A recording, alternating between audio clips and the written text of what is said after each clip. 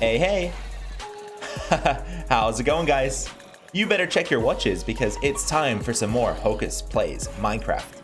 That's right, this is episode 17 of this series, and if you're with me for the last one, you may remember that we in fact spent some time over here at the zombie farm. We were just making some general improvements, getting this place closer to the finished article. Now, I did make a few more changes off camera, which I am quickly going to go over with you, but before we do that, I just want to say a huge thank you to everybody who has supported the channel so far. We've recently hit 2,000 subscribers over here on the Hocus Pocus YouTube channel. And what can I say? It's been a fantastic journey so far. So I just want to say a quick thank you and give you guys a quick shout out, really. I appreciate all of the comments, all of the subscriptions I've gotten, all of the likes, the feedback, the views, everything. Any single contribution to the channel, I really appreciate. And yeah, so far you guys have made this a great journey. And I just hope that it can continue in the same fashion. So I just quickly wanted to take a few minutes to recognize you guys, because you're the ones that keep me going. Thank you. And as for the changes I made off camera, I've replaced this piece of redstone right here with a repeater because the redstone, every time it was activated, it was locking the hopper above it. So with the repeater, we don't have that issue. Items are now free to flow through the system, regardless of whether or not this repeater is receiving a signal. Aside from that, I also mentioned at the end of last episode that I wanted to get rid of the water droplets that were coming from there. The what do they call that? Let's take a look at the settings really quick because I've forgotten the name for it. Particles, right? The water droplet particles that were dropping through the ceiling there. I got rid of those by adding in a couple of extra blocks above these blocks here, the basalt. And then the final change I made was to add a secondary filter into the storage silo here. So we've got 1 and 2 for rotten flesh. This means that no rotten flesh is getting past the filters and into this storage area here because, of course, this area is only for anything besides the rotten flesh. So we don't particularly want rotten flesh getting in there, and having that second filter just makes sure that all of the rotten flesh is making its way into the storage silo here. However, guys, we are not yet finished with the zombie farm, and I'm going to use the start of today's episode in order to just finalize some of the finishing touches. So I've removed all of the torches. You can see this is how bright everything is without them. And I want to get some lanterns in place just to ensure that this room is lit up so that we don't get any spawns or any bad guys coming along. So, positioning, what should I do here? Trying to think where I should line these lanterns up. Now, we could just go with the obvious one and line each of them up with a pillar. That might work. So this room is 1, 2, 3, 4, 5 blocks wide. So let's go for a lantern hanging from the ceiling here, here, and then right on this pillar here. Okay then, guys, so I've removed the ceiling lanterns, slight change of plan. The problem that I was having with them is that for them to have a nice effect on the light levels, we would have had to have hung them very low, and that just wouldn't have looked good. So what I've done instead is, on the 2 outside walls here, I've added in this light fixture. On the center wall, something quite similar, just indented, which I think looks good, or good enough at least. And then I've gone for floor lighting instead. So under these trapdoors, we've got shroom lights, 1 on each side. And then for the center, I didn't want to get rid of the crafting table. So instead, I opted to hide a shroom light inside of the ender chest module thing here. I don't really know what that is, just a ender chest storage area. And it does the job perfectly. So this area should be free of spawns permanently now, as long as we keep all of these lights in place. And we can at least assume that this lamp will always be on here. So we don't really need to worry too much about that. And even if it does go out, I'm sure this area will be good anyway. If we look at the light levels on this side, we are getting 8.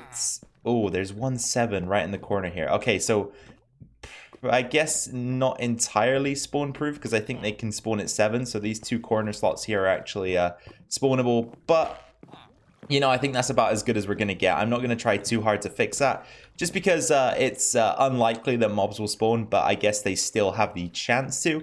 Anyway, what we're going to do next is figure out an entrance to this room. So I'm thinking that we just carve out a 3x3 area right in the center here. And what I want to have is one of those ice tunnels that you can kind of run and jump along. So, you know, we'd have ice on the floor, trapdoors above us, and we can kind of like run and jump up and down like this in order to gain a lot of momentum. But for that, we will, of course, need some ice.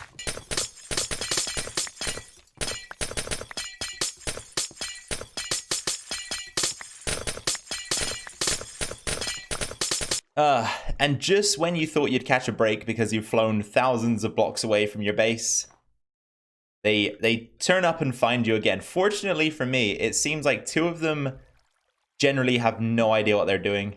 and the other two aren't very interested in pursuing me, or at least maybe aren't able to.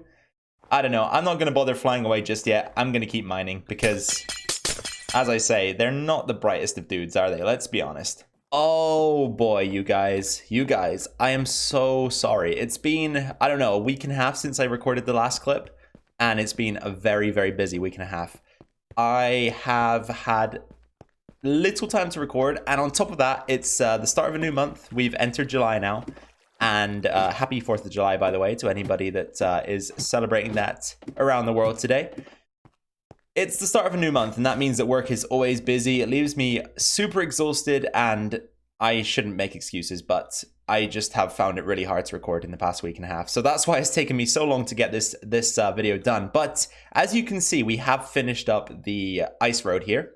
So the way this thing works, if we take a look from a third-person perspective, the player is pretty much perfectly tall enough to fit right in that gap. Let's take the helmet off and see if that makes things a little bit different. Well, perfect is probably not the right word to use, but you can fit right under that gap. But it also means that if you jump, you can see there's very little movement. So if we were to sprint through this tunnel and jump, we actually begin to travel at quite exorbitant speeds.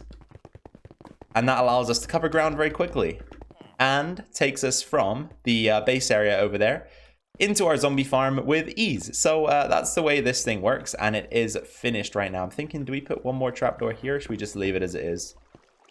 Let's see how this is gonna look. 1 second, right there. Yeah, you know what? I can go for that. That doesn't look too bad. So ice road is complete, and again, we can re-enter it from this way and jump and run all the way to the end.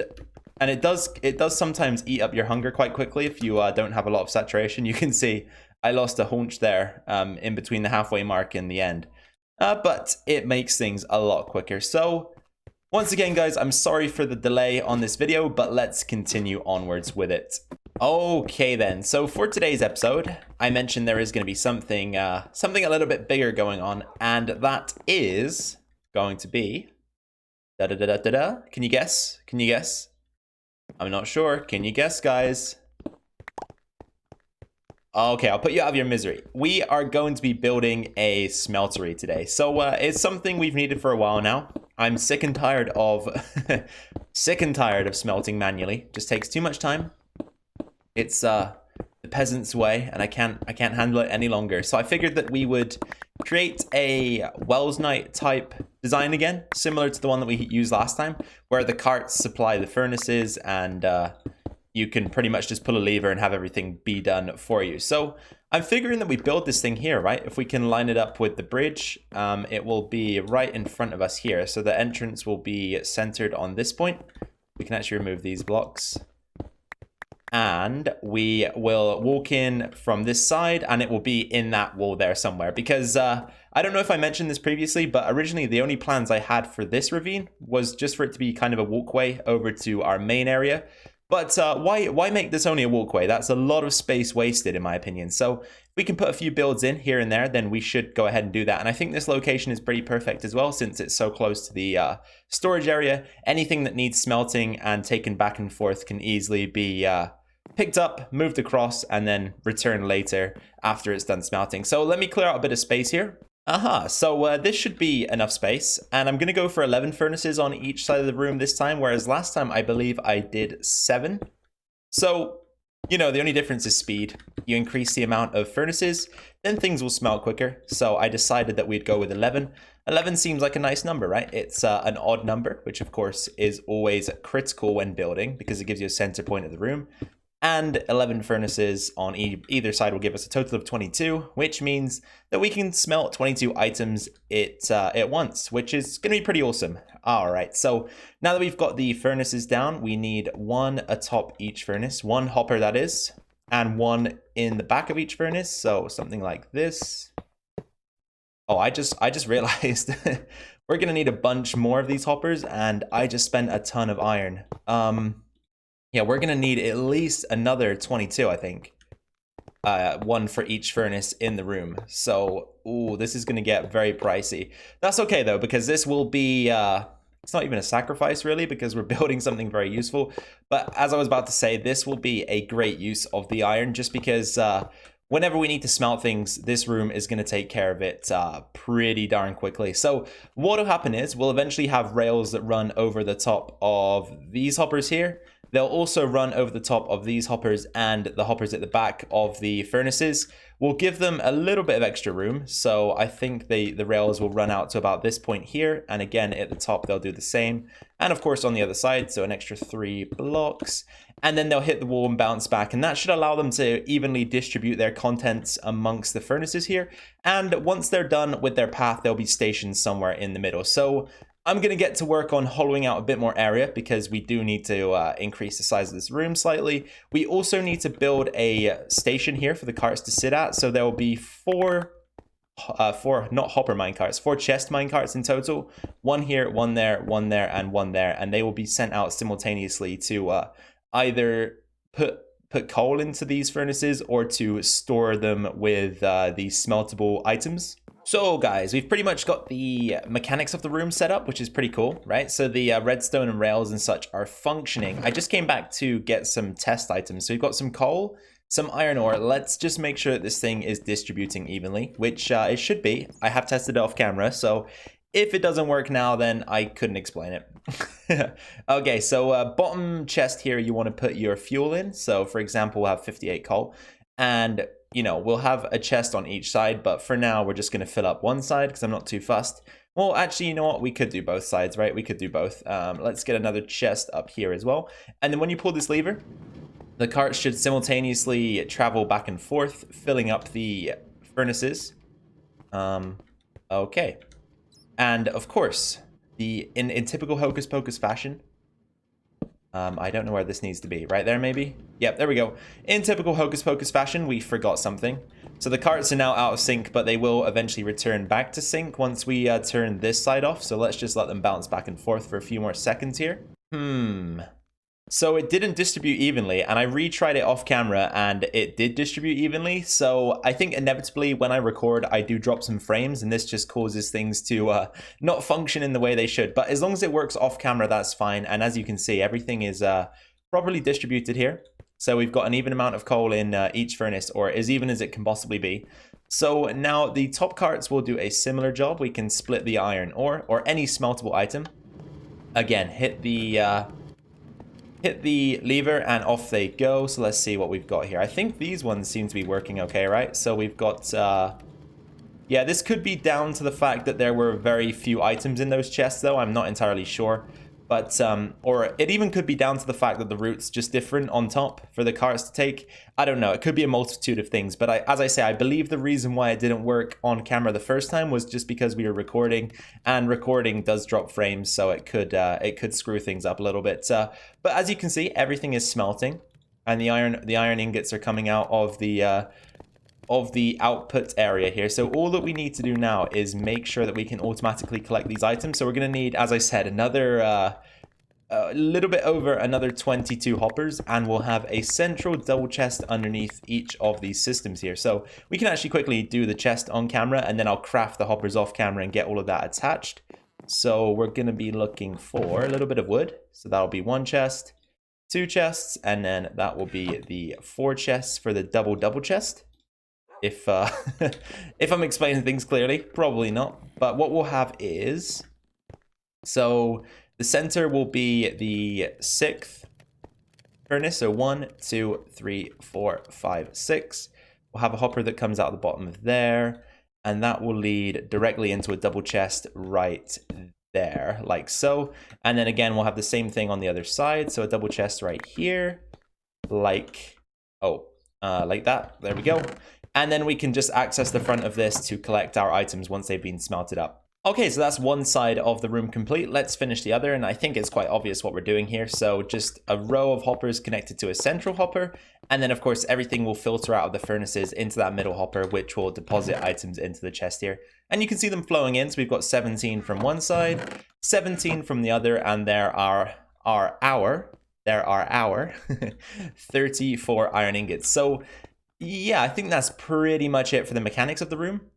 So as I always say, function comes first, form comes later. So now that we've got that done, let's try and beautify this place. So I was thinking that once again, I do want to go with the brick here. I really like how the brick looked last time I used it. So I think we should do that again. But the big problem is I don't think, or at least I can't remember us having any clay. Okay, there are 2 pieces there. So of course, we're going to inevitably smash those up.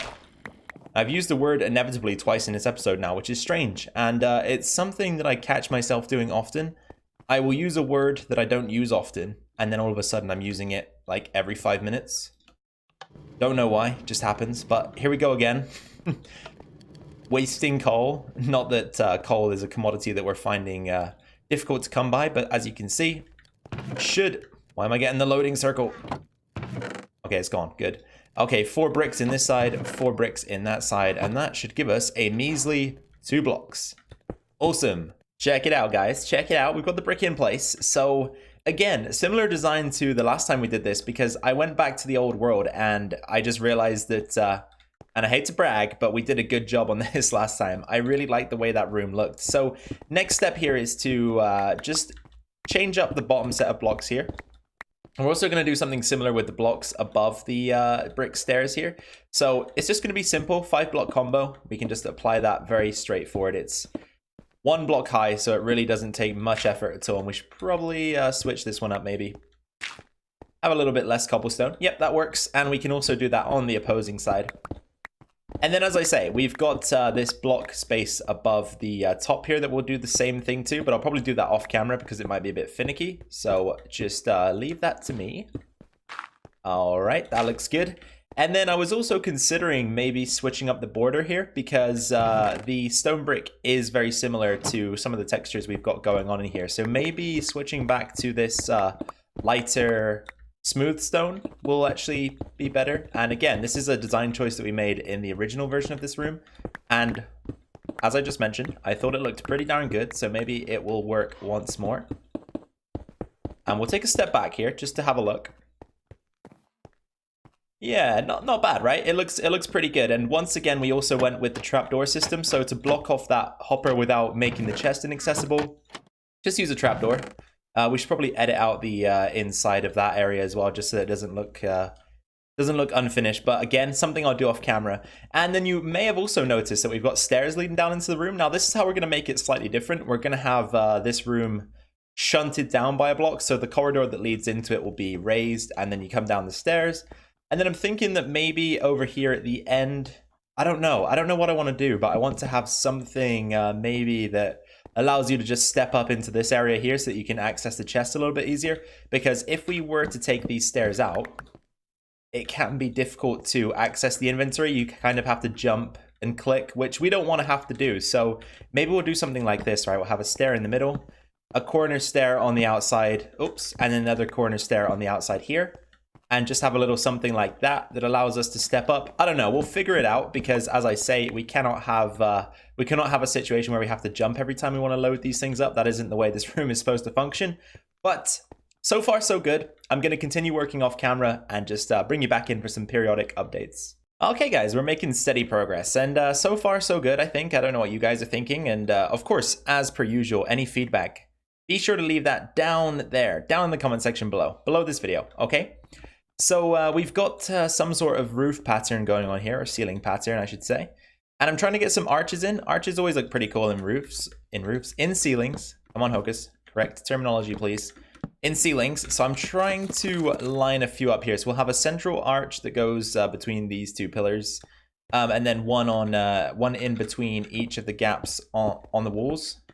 Is that explained right? I don't know. You guys can see it on screen though, so don't really need to have much explanation for that. And then that will go across here like so. We need a few more of these bark blocks. Oops. And then, of course, they need to be stripped.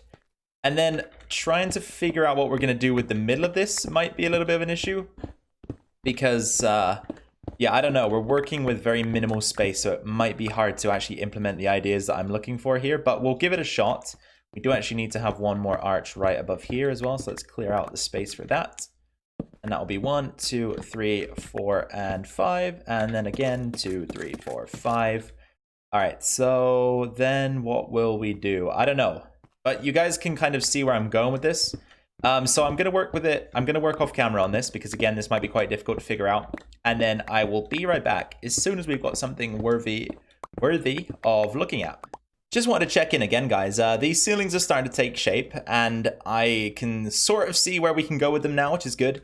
But I forgot to mention something pretty huge that I did to the room. And again, this is something you might have already noticed. But I actually pushed everything back to the left 1 block and everything back to the right 1 block. So originally the furnaces would have been here, but I pushed them back by 1 block because I wanted to have a border in here like this, and I wanted it to just look similar to the last time we did the room, pretty much. Except I think we've veered enough far enough away from the last design that it's unique again, which is good because I don't want to copy everything that we did in the old LP world.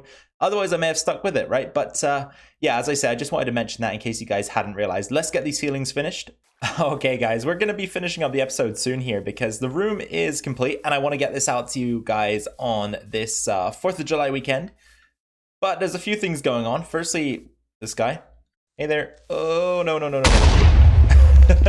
I actually wasn't going to let him explode, but I'm kind of glad I did because I've always been interested what happens if a creeper explodes in a boat like that. So now I know, it's quite boring. Anyway, something else you might have caught in the background there. And this is the 2nd time whilst recording this episode these guys have showed up. I mean, has something changed? Do they show up more frequently now?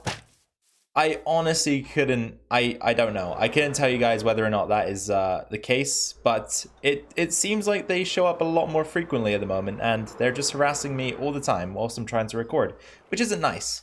I was looking out here though for maybe some... Yeah, not iron ore. That's definitely not going to work. We don't have a lot of it, do we? I was looking out here for something that we could use in the smeltery, just to have a recap of it at the end of the episode here. But it doesn't look like we've got a lot going on, so maybe we'll smelt some sand or something. Yeah, sand will work. We've got a bunch of it back in the base anyway, so I'll leave this here. I'm just checking also whether or not we've got anything else interesting to take back inside. Yeah, it doesn't look like it. Okay, so as I say, guys, this is going to be the end in the next clip, so prepare yourselves for that. Alright, guys, welcome back to this episode for the last time today. Are you ready to see the final product? Are you ready? You are? Okay, let's do it. 3, 2, 1, and there it is.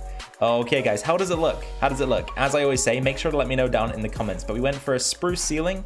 We've also went for a spruce combination with dark oak and spruce wood, both stripped on the flooring. We've got 3 slabs in here so that we're able to reach the carts at the top, and I'm actually going to distribute some sand into those. As a quick recap, if you hit the switch here, the carts at the bottom will start distributing coal, so you can see that this number will rise by 1 each time the cart passes by. Very good. And you can turn that off by flicking the lever off. And something else I added that you guys have already seen, I think, but I didn't mention. I've just got lights behind the levers so that we can have an indication of when it's on and off.